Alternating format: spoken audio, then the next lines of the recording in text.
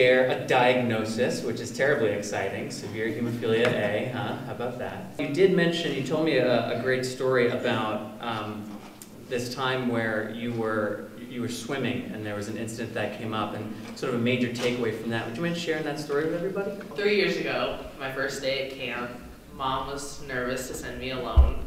My nurse Noelle, shout out to her, she talked my mom into letting me go, and the first, I think, 3 days was okay, and then we go swimming, and there's this U.S. Olympic gold medalist at water polo, and he tries to teach us water polo. Well, I'm a goalie, and there's like a little brick lining, and it's not like the soft brick, it's like the hard, sharp corner brick, and this kid throws a ball, hits me in the face, and I crack the back of my head on the pool. I blow it off, naturally, because I was 12 at the time. And when you crack your head open, really, it's not that big a deal. No, not at all. So, I go on. I probably go to the med shed 3 times before I'm just like getting Tylenol, and I'm just like, I can't do this. I couldn't eat because I was so like nauseous from it. And so, I go to the med shed, and Noelle's like, why have you been down here so many times? And I was like, well, I kind of cracked my head on the pool. She's like, what? And so she runs, grabs my medicine, they call the doctor, he looks at me, I go get a CT scan at the local Excelsior Springs hospital, and yeah, it was quite memorable. You shared something with me, though, that I think is extremely important, a major takeaway from that for you. Don't blow it off. If you think that it's bad, get it looked at. Don't wait until it's like super bad to go get it looked at. So your son Oliver has hemophilia as well. Turns 4 this August, right? Jacob's story, where there were a lot of challenges with regard to having hemophilia right off the bat. Quite different for you, yes? Oliver came crashing into this world, made it very memorable. We don't have a family history of hemophilia, at least not a known family history. When he was born, the first day everything was fine. By the second day of life, all hell had broken loose, basically. What happened was they used an internal fetal monitor on his head, to monitor the heart rate and stuff while I was going through labor. After he was born, there was just a small spot that was bleeding, and throughout the day, it just kind of kept oozing and oozing and oozing. And eventually, my husband finally pulled the nurse aside, I think, and said, we've got to do something about this. So they stitched it up. It stopped. We thought everything was okay, but then the heel prick that they do on kids started oozing as well. So his foot started oozing. It also pricked the other heel. That also started oozing. So my kid is oozing from everywhere. By the next morning, he ends up in an NICU because they just wanted to kind of monitor him. He had started to lose, a decent amount of blood by this point. They put a central line into his belly button, back through the umbilical, basically where the umbilical cord was.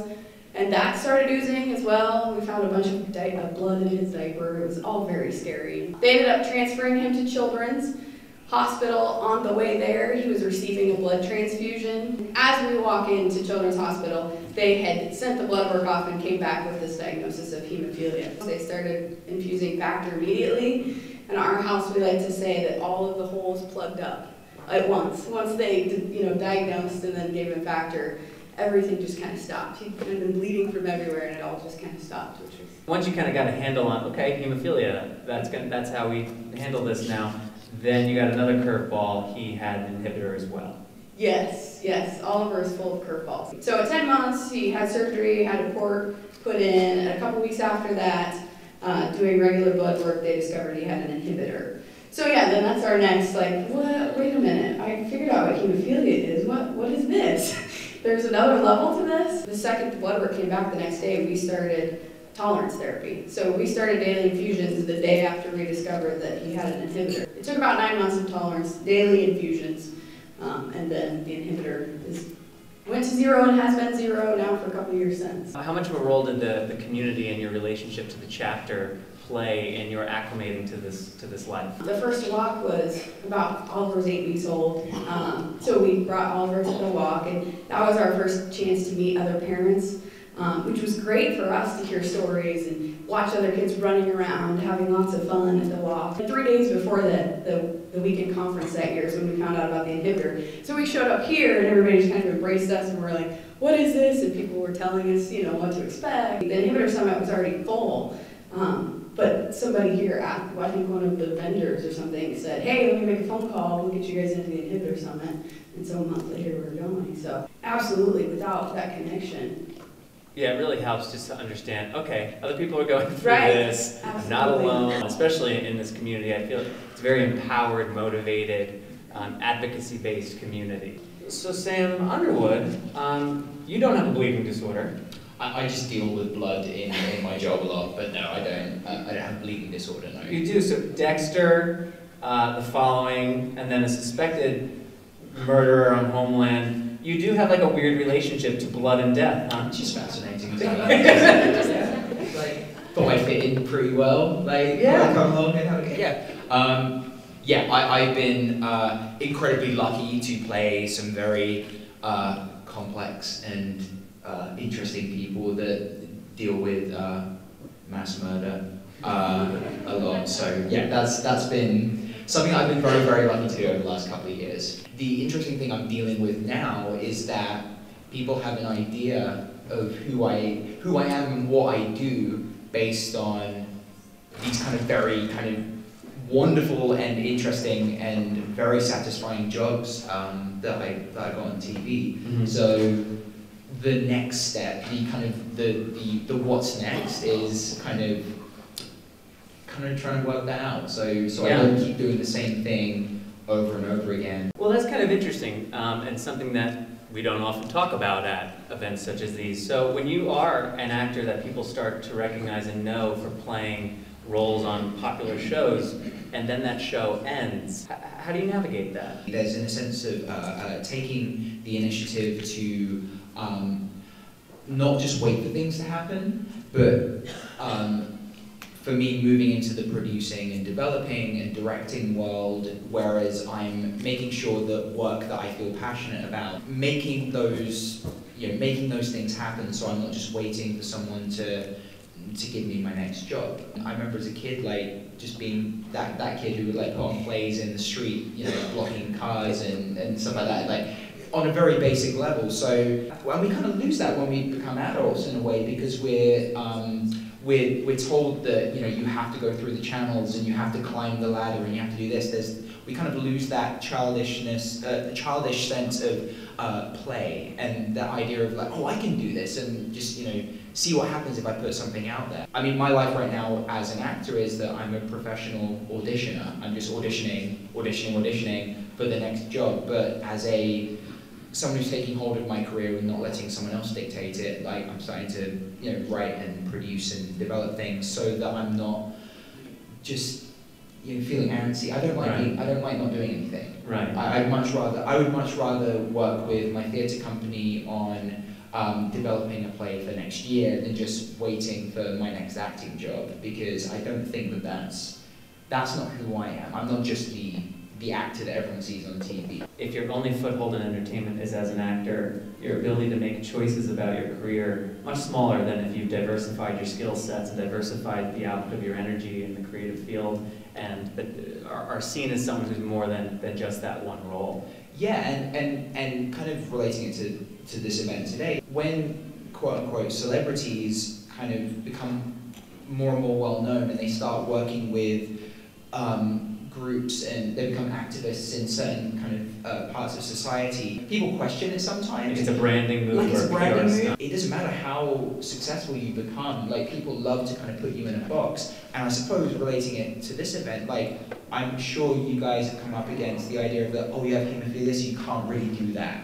Like it's probably best you don't do that, because I'm concerned for you. You kind of want to take hold of like, no, I have the ability to do this, and you want to educate people so that we aren't ignorant as to what you guys can actually achieve, whether it's a half marathon or going swimming. To that point of doing things that people don't necessarily think you can do, Jacob, you are a 2nd degree black belt in Taekwondo. Yep. How did that come to be a part of your life? By the way, you have like the nicest face in the world. If I saw you out and about, I would never think this guy could take me down in a second. That's working to your favor, so congratulations. I had always had an interest in doing karate. It took a year to get my 1st degree and 2 years to get my 2nd. Now I'm going for my 3rd. That's incredible. What does it do for you? It keeps my joints mobile. As like a hemophilia patient, I have ankle bleeds quite often due to not being that active, like with running and walking and hiking and all that. Well, when I do it, you're stretching and you're maneuvering your ankle and your joints in certain positions that would just stretch them out, so it gets more comfortable. How did you negotiate having hemophilia and being there at the beginning? It was basically all my parents that did the talking. They told them that I had hemophilia and that with some certain things I might not be able to do it, and some of those I've just been able to do. Are there moments where you have recognized a boundary or something that might be too much and opted out? Has that come up at all? There's contact with sparring and you're in padding, so it's not really that bad, but the first time that I did it, I kind of was like, should I do this or should I not? And I started doing it and I'm still doing it, so. Oh, good for you, that's fantastic. In addition to Taekwondo, in terms of outside of school, you walk dogs at an animal rescue, right? Yes, I do. You volunteer at the zoo, right? Yep. And you are also, and you volunteer at the hospital. I'm gonna start volunteering at the hospital too. Yeah, so how did you get 27 hours in your day? Yeah. And how can we all do that in ours? Well, it all started with the zoo. It was this program, it was called Explore Your Zoo. And you signed up, you created a page essay, and I turned it in, got accepted. I first started volunteering that first year, went back again the last year, and I'm back again this year. With the animal shelter, one of my dad's closest friends at work, his wife does the Humane Society, so she kind of talked to me and Mom about doing it, so we started volunteering. And that Wednesday when I was talking to you, we got back from walking all the dogs.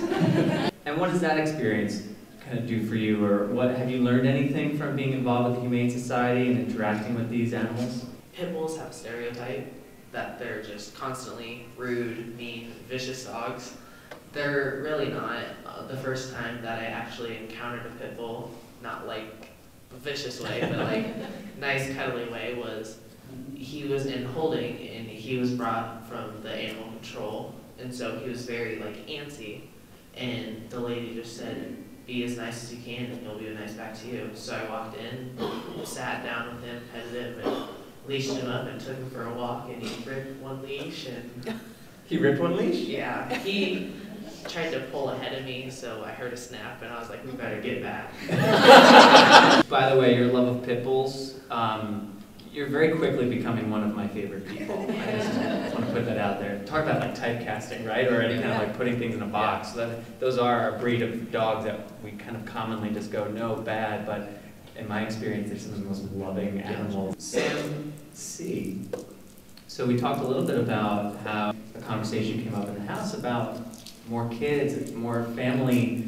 Now there's this potential for this diagnosis to continue to be a part of our lives and future kids' lives. Can you talk a little bit about that conversation and what the result of that conversation has been in the house? It's been multiple conversations really since the day, since the day Oliver was born. It was kind of this new shock, and at first we didn't know for sure if I was a carrier.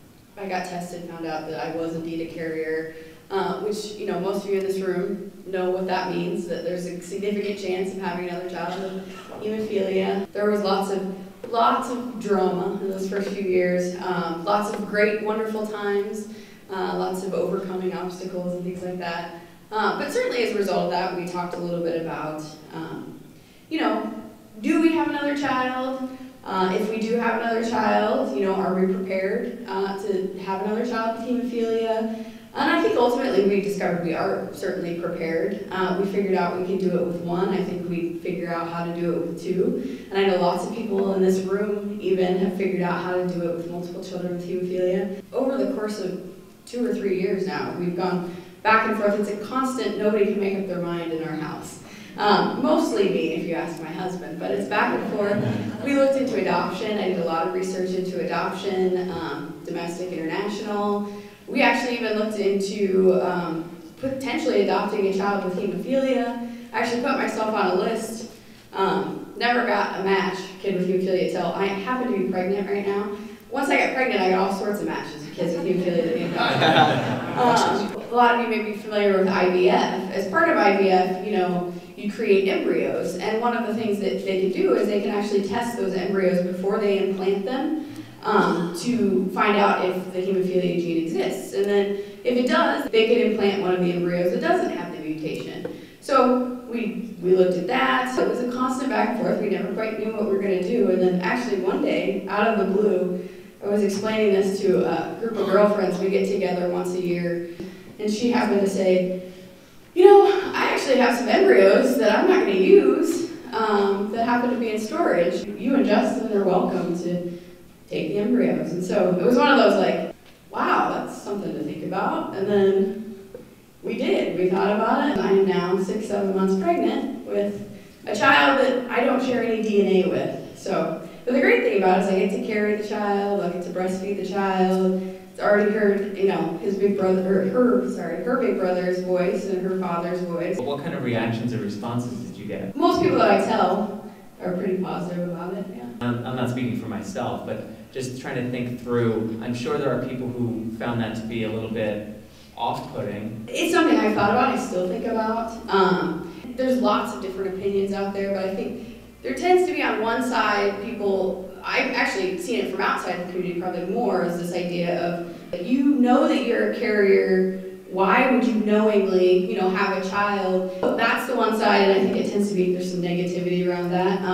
Then on kind of the other extreme, I also see mother bashing, actually, this kind of hemo mom bashing, and this, see this stuff about like, you know, how dare you have guilt about your children or whatever, and you're sending a message that there's something wrong or unwanted or bad about your first child. If A, you decide not to have more children, or you take a route like I'm taking, I understand that perspective, but there's absolutely, you know, no way in hell that that is true. In my case, Oliver is the best thing that's ever happened to our family. And I think in some ways, having to deal with the hemophilia and stuff has probably made us better parents all the way around. One of my biggest fears was what happens someday when my son says to me, Mom, you know, so you decided for the second child to basically avoid the hemophilia gene, whichever route we took.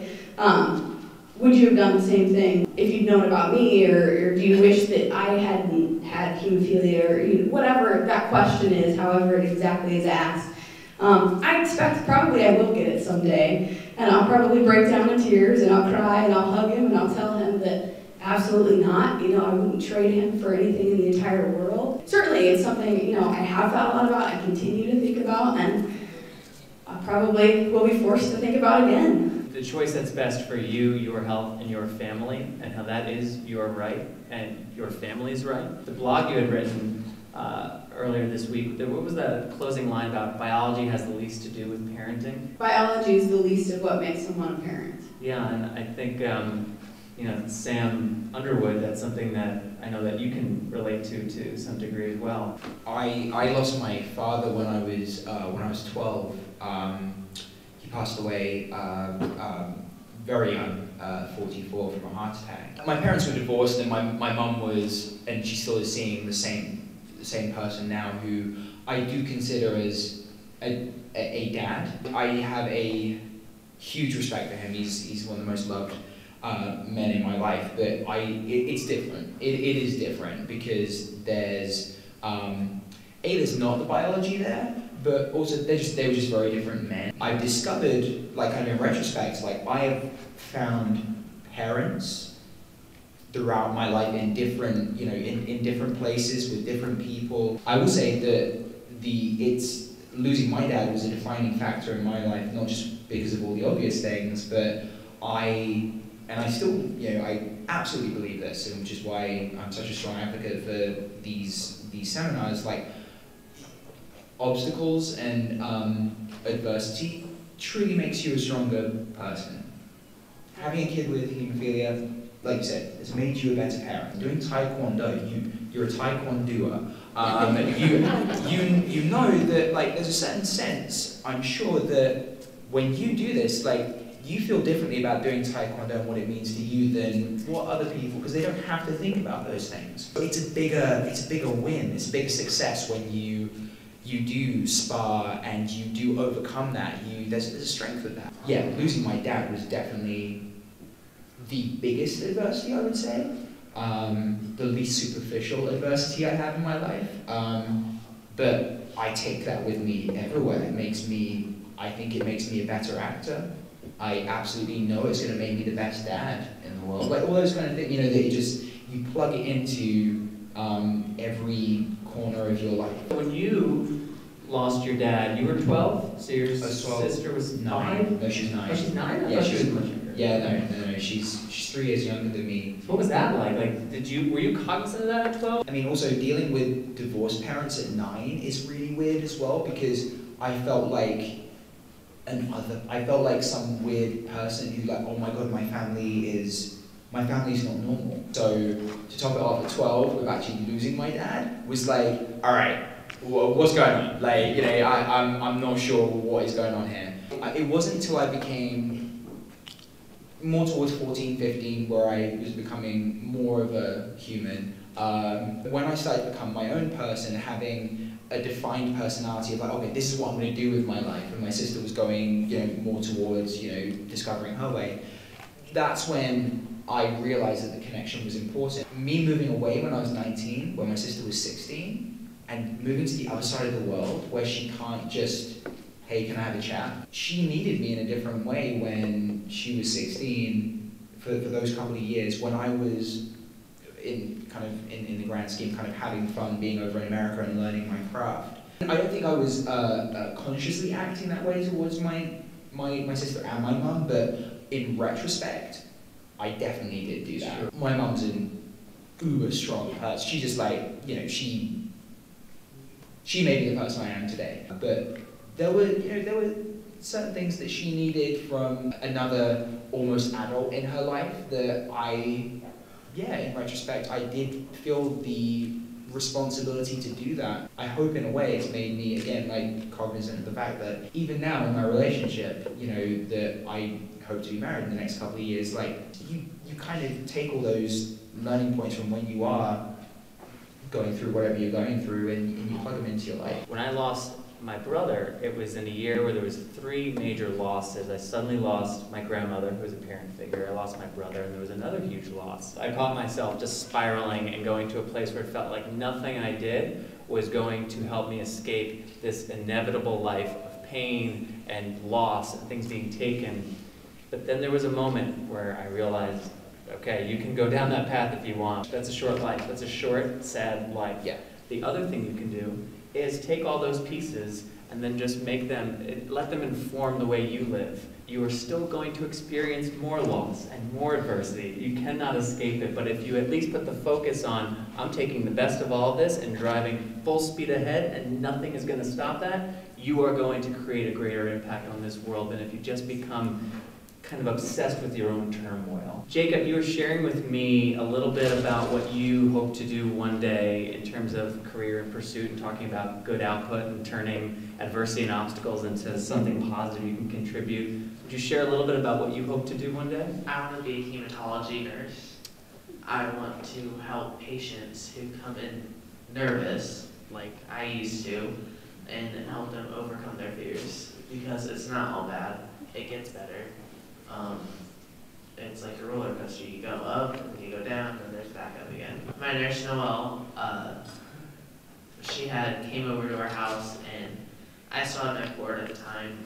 She had taught me how to self-infuse, and I had got it every single time that she got it, and she had told my mom that that was not the best thing for me to get it on the first time, because the next day, when I had to do it for real, I missed it, and I had a meltdown. I could not stop crying. I called her at 5:30 in the morning. She answered. She was like, it's gonna be okay. Do you still find, because I have these moments where if after 2 sticks I can't do it, I start saying, I'm 29 years old. I've been doing this for a very long time. It's the most important thing I do with my life. How come I'm terrible at it? Do you have those moments still? Yes, I do. Because I don't think they go away. I think they stick around for life. Yeah. Sam, you now on the board, is there a piece of advice or anything that you tend to give to families when they first come into the community to let them know that you will be okay? That it will be okay, absolutely. And probably, to tell them to look around. Everybody in this room has done it to some extent. I tell them, if you can, go to an event, reach out, introduce yourself to another family. That's really where you're going to figure it out. As you get older, are you participating in your medical care as decisions go on as you're in your teens? I have lately, actually. We go back and forth with my doctor about my ankles, and it's just a complete battle, but they're better, I guess, if you want to say that. Are you wanting to do something your doctor doesn't want you to do it? Yes. I know I've been there, done that, so that's why I was... Because of my ankles, I've been on the same dose since I was probably 5 years old.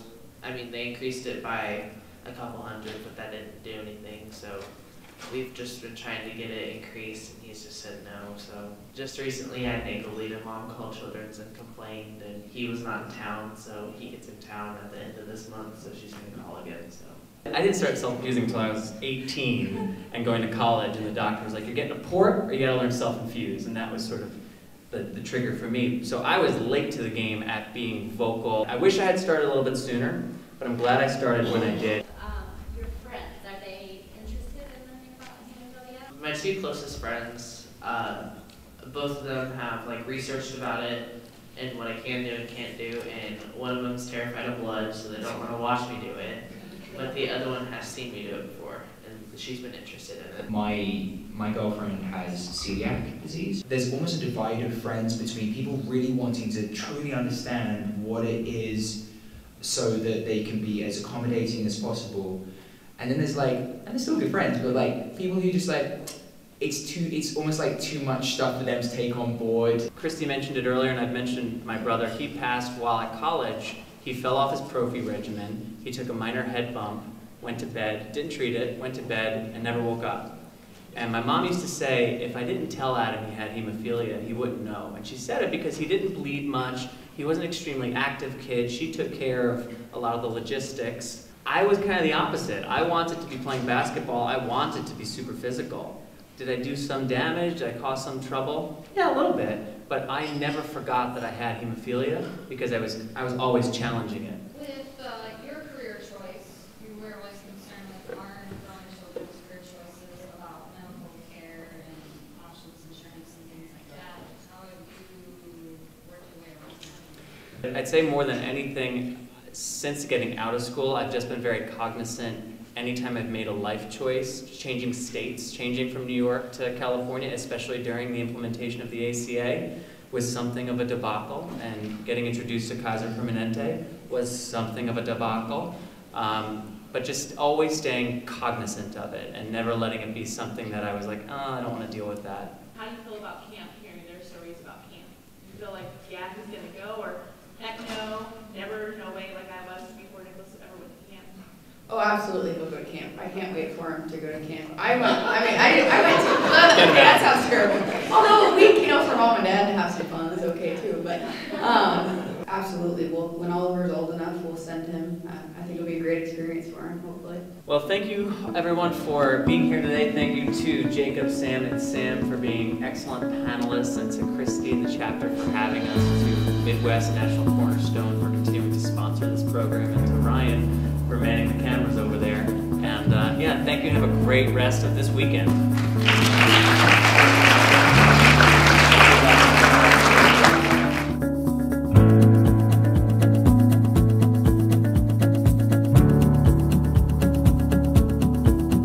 For videos from other Powering Through events, visit poweringthrough.org. If you'd like more information on NCHS, visit their website at nc-hs.com. Or for more information on Believe Digi, visit believedigi.com.